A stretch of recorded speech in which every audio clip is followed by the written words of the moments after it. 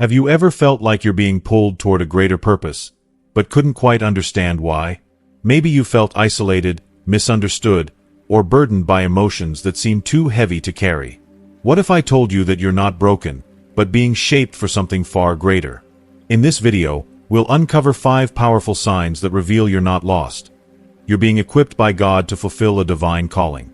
From rejection that purifies your purpose to a heart that feels deeply for the brokenness around you, to the struggle of discerning God's voice amidst the chaos, these lessons will speak to your soul.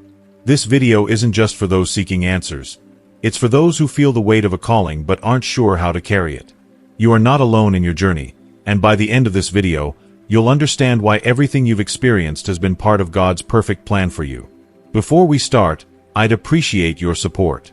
If you like the video, please subscribe and hit the bell to stay updated on future lessons from God. C.S. Lewis once profoundly stated, "Hardships often prepare ordinary people for an extraordinary destiny." This powerful truth resonates deeply with anyone facing trials, offering a glimmer of hope and a reminder that struggles are not merely obstacles to endure, but transformative experiences that shape our futures. In this message, we will journey through 5 profoundly revealing signs, each a testament to the fact that you are not lost or broken, but rather amid a divine refining process. These signs are the unmistakable markers that you are being purposefully prepared, molded, and equipped for a higher calling, one that will empower you to become a bold and compassionate voice for God. Embrace these signs, for they are the sacred whispers of God's loving hand, guiding you toward a destiny that is nothing short of extraordinary. 1. Rejection, the fire that purifies. One of the most profound and unmistakable signs of prophetic preparation is rejection. It's a painful reality, often experienced long before you ever step into your divine calling. From a tender age, you may have sensed an undeniable difference in yourself, a feeling that you were somehow set apart from the crowd. Perhaps you've always felt like an outsider, like someone whose essence others couldn't fully grasp, no matter how hard they tried. You might have desperately yearned for deep, authentic connection, for the kind of bond that allows your soul to breathe freely, unburdened by the weight of misunderstanding. But instead, you found yourself constantly standing apart, as though an invisible barrier separated you from the world around you. That ache of isolation may have been all-consuming, and the desperate desire to fit in, to be embraced by the world you longed to be part of, could have felt suffocating at times. Yet, this feeling of being different wasn't an unfortunate twist of fate or some cruel coincidence. No, it was a divine orchestration, a sacred shaping by the hand of God Himself, designed to pull you away from the transient and shallow need for human validation. Your heart was not meant to be tethered to the ever-changing winds of human opinion. You were being prepared, even in your loneliness, for something far greater than the comfort of worldly acceptance.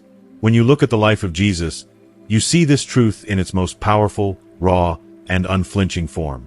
The Son of God, the Savior of the world, who walked this earth with a heart full of boundless love and truth, Himself experienced the deep sting of rejection.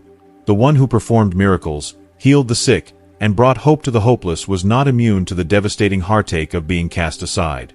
In His hometown, among His people, He was rejected and scorned. He made this profound observation: "A prophet is not without honor except in his town, among his relatives, and his own home." Jesus, the very embodiment of divine love, was met with disdain and disregard, not because He was unworthy or inadequate, but because the truth He carried was too much for the world to bear. The rejection He faced was not a sign of His failure, but a testimony to the weight and power of His divine calling. This truth echoes through time to each of us who find ourselves in the depths of rejection, that rejection is not something to fear, but something to embrace. It is a marker of divine purpose, a sign that you are walking the same painful yet purposeful path that the great prophets, the bearers of truth, have walked before you. Prophets are not ordinary individuals. They have divinely appointed disruptors of the status quo, messengers called to awaken souls and ignite the fires of truth in the hearts of those who have long settled into comfortable complacency. They are the ones chosen to bring light to the darkest places, shatter the illusions that the world has built, shake the very foundations of the shadows in which people hide. The light they carry is blazing, a fire that cannot be contained, and when it is unleashed, it forces people to confront the raw, unvarnished truth. The kind of truth that makes the comfortable uncomfortable, that demands change and growth, often in ways they're not ready for. It's in this space of divine confrontation that rejection often arises. It's not that you are unworthy or flawed. On the contrary, It's because the truth you bear is too powerful, too convicting, for some to bear. The truth demands a response, and that response can be deeply unsettling for those whose hearts are not yet prepared to receive it. Think of the prophet Micaiah in 1 Kings 22. There he stood, alone in his unwavering commitment to God's truth, while 400 false prophets delivered lies that soothed the desires of a wicked king. They spoke words of comfort, designed to fulfill the king's selfish ambitions. But Micaiah, filled with the Holy Spirit, refused to bow to the pressure. He spoke the piercing, unyielding truth of God, a truth that cut through the lies like a sword. And in return, he was mocked, ridiculed, and cast aside. He was not embraced or celebrated, but rejected and reviled for his faithfulness to God's word. But in that rejection, Micaiah found something deeper than the world could offer. He found the unshakable peace of standing in God's purpose, a peace that cannot be taken away by the cruelty or misunderstanding of others. Your journey may very well mirror Micaiah's. The rejection you face is not a sign of your inadequacy or failure. It is a sacred marker of your calling. It is God's way of refining you, of shaping you, of pulling you closer to the divine purpose He has written for your life. In those moments when you feel the sharp sting of being set apart, when you walk the narrow road of isolation and loneliness, you are not abandoned. No, you are being prepared. You are being purified, molded, and shaped to carry a weighty mantle, a mantle that is not for the faint of heart. Rejection is not a sign that you are unloved or forgotten. It is God's way of reminding you that your identity is not rooted in the ever-changing opinions of those around you, but in the unshakable foundation of His love and purpose for your life. When the world turns its back on you, remember that God's gaze is always upon you, lovingly guiding you through the wilderness.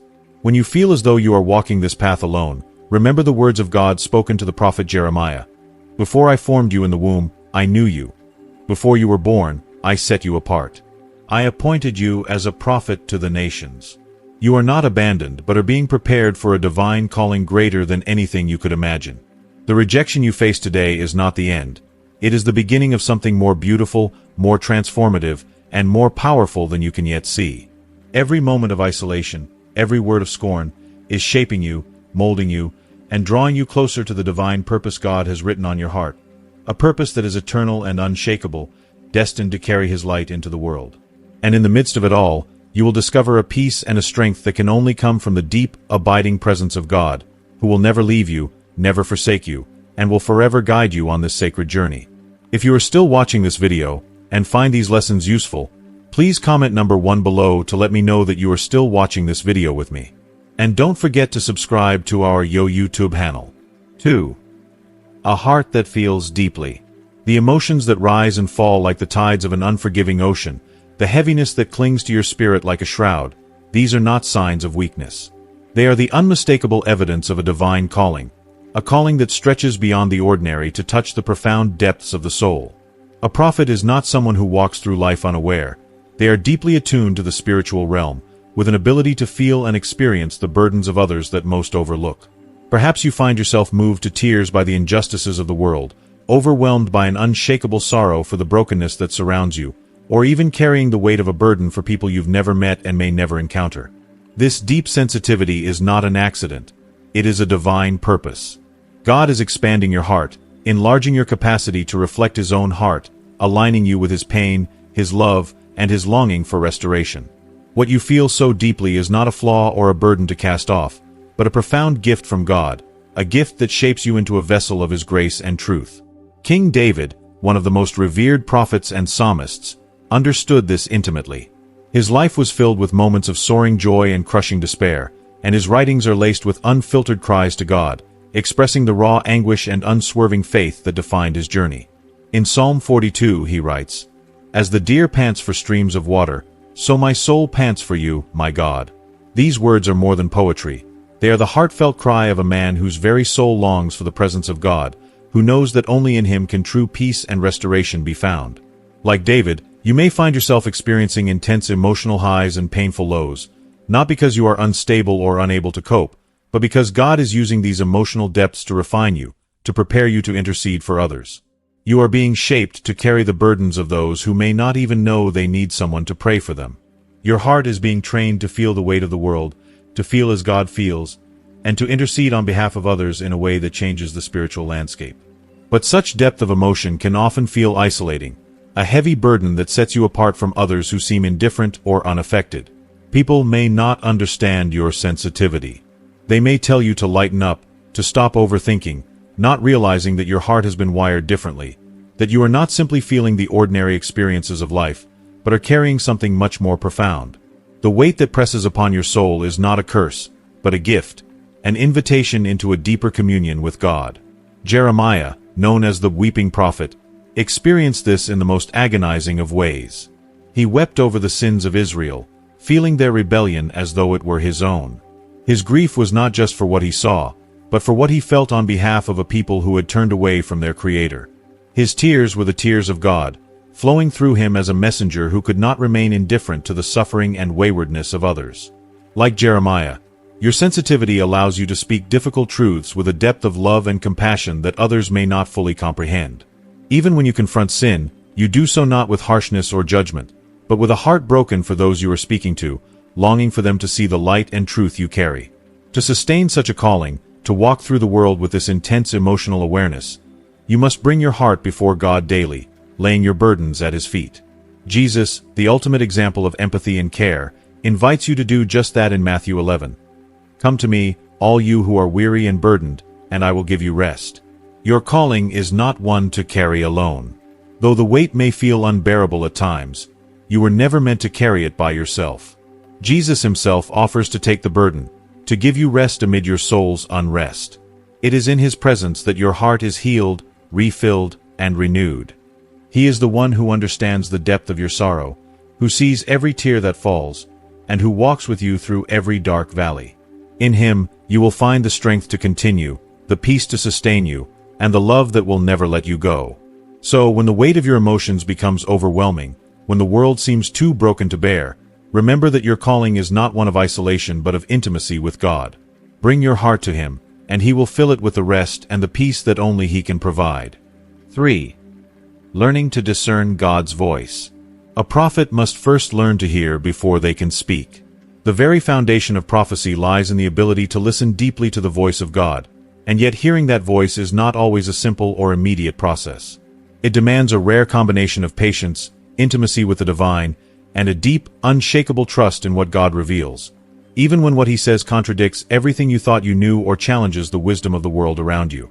Elijah, the great prophet of God, discovered this truth in the silence of 1 Kings 19.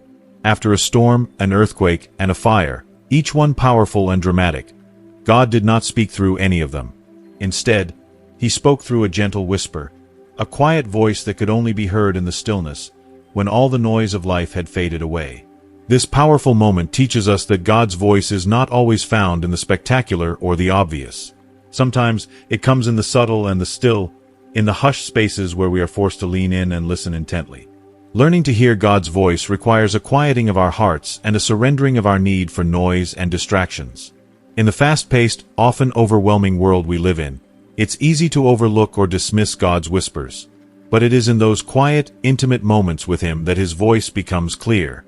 It may come as an impression, a nudge, or even a deep, unexplainable conviction that settles in your spirit, urging you to take a step that might not make sense. It might feel like the soft tug of God's heart, calling you to act in faith, despite the confusion or uncertainty around you. This requires courage. Courage to trust that what you hear is His will, and courage to obey, even when it seems illogical, challenging, or impossible. There will be moments when the things you hear from God appear utterly nonsensical.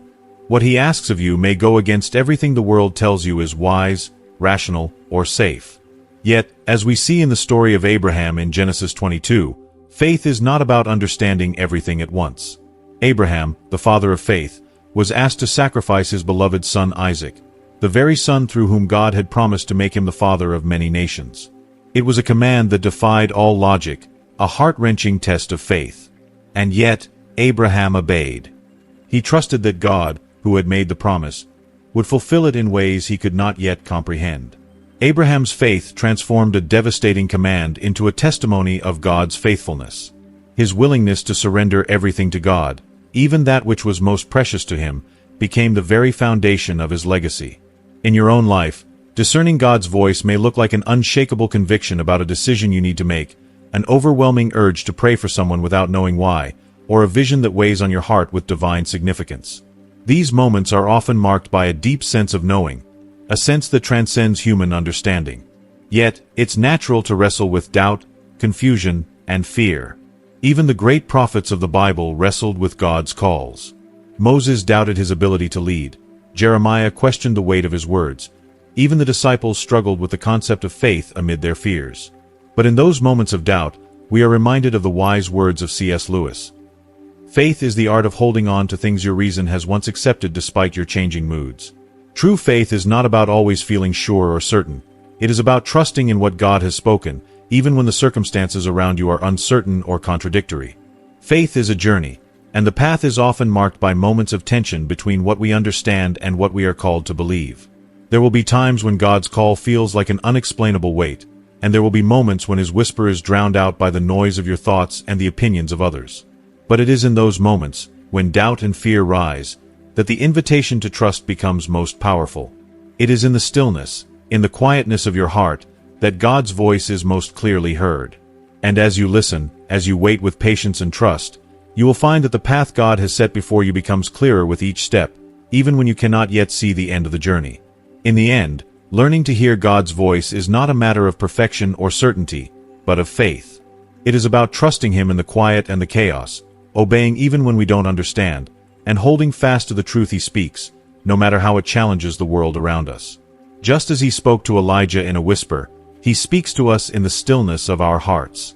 And in that stillness, we find the courage to step forward in faith, knowing that His voice is guiding us, even when the way seems unclear. As we come to the end of this video, take a moment to reflect on everything we've explored together. From the weight of rejection to the deep sensitivity required of a prophet, from learning to hear God's still, small voice to trusting Him in the most challenging of circumstances, we've delved into powerful truths that can reshape our lives. Now, I want to hear from you. What have you learned so far? What is one thing you've discovered in this video that you will bring into practice in your own life? Please leave a comment below and share your thoughts. I'd love to hear how these lessons are resonating with you. And if you enjoyed this video, don't forget to like, share, and subscribe to our YouTube channel for more content like this. Thank you for being a part of this community, and I look forward to connecting with you in the next video.